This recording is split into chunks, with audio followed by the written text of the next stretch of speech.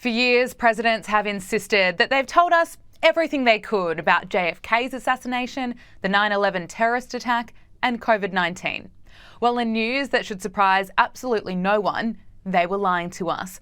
Governments were keeping the truth hidden in the dark. Now, with President Trump in office, we are finally getting some transparency. Paulina Luna will lead the task force on the declassification of federal secrets. And in her press conference today, she did not hold back declaring that we've been treated like children for too long. This will be a relentless pursuit of truth and transparency, and we will not stop until the American people have the answers they deserve. We will cut through the bureaucracy, challenge the stonewalling, and ensure that the American people finally get the truth that they have been denied for too long. If we are to endure and thrive as a nation, we must restore trust through transparency. The American people must be trusted to think for themselves, to form their own judgments from the truth that they are entitled to know. We've been treated like children for too long and kept in the dark by those we elected to serve us. People can think for themselves. What a concept. The truth has been covered up for far too long, and that is about to change. The investigations will look into the assassinations of JFK, RFK and MLK. It'll also look at UAPs, the Epstein client list, the origins of COVID-19 and the 9/11 files. Now, the first investigation will be on JFK's assassination, and the head of the task force has just revealed, from what she's seen so far, what she's discovered, she believes there were two shooters. Our first investigation will be announced, but it's going to be covering on a thorough investigation into the John F. Kennedy assassination. And I can tell you, based on what I've been seeing so far, the initial hearing that was actually held here in Congress was actually faulty in the single bullet theory. I believe that there were two shooters, and we should be finding more information as we are able to gain access into the SCIF, hopefully before the files are actually released to the public. John F. Kennedy was riding in a presidential motorcade in Dallas, Texas, when he was shot and killed on November 22, 1963. And after decades of government reluctance to release all of the documents related to his assassination, we are finally getting them. Now, the Warren Commission determined that JFK was assassinated by Lee Harvey Oswald, who acted alone, but the 1969 report by the US House Select Committee on Assassinations concluded that Kennedy was likely assassinated as a result of a conspiracy. Now, Paulina Luna has said that for years, a certain narrative has been rinsed and repeated in the media without the full truth. And she hopes that all the theories that have been flying around out there will be put to bed. There's been conflicting evidence, and I think that even the FBI at the time reported some anomalies in the initial autopsy at Bethesda, Maryland. All of those, though, seem to have been rinsed and repeated in the media to push a certain narrative that we don't agree with.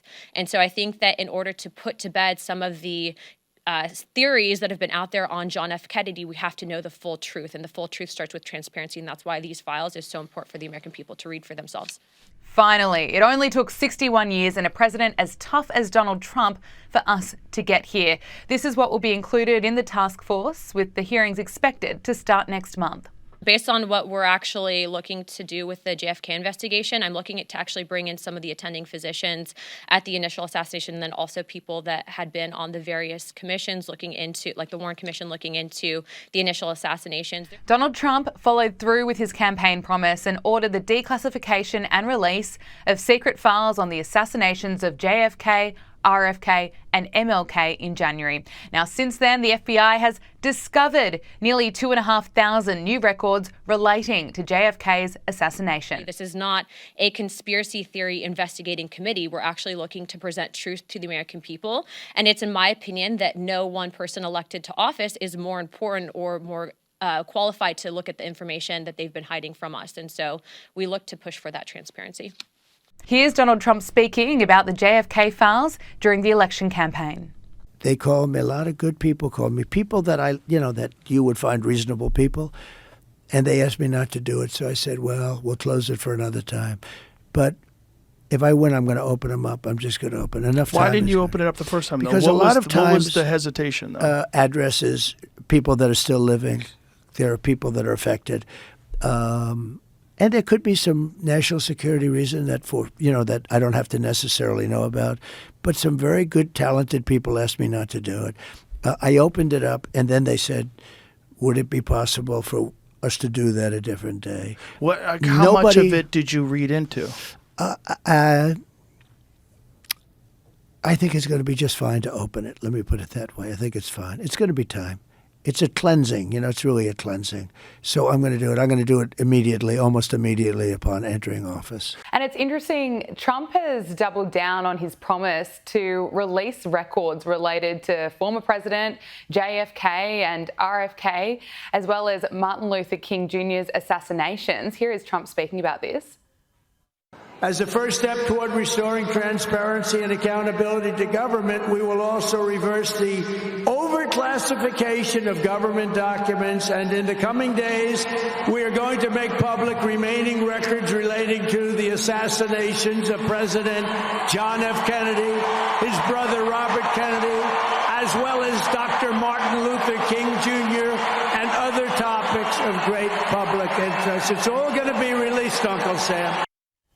It's just amazing to hear him speak about the transparency, and I think that's what really resonates with voters, with Americans. They want governments to be more transparent about what's going on, what's been done in the past.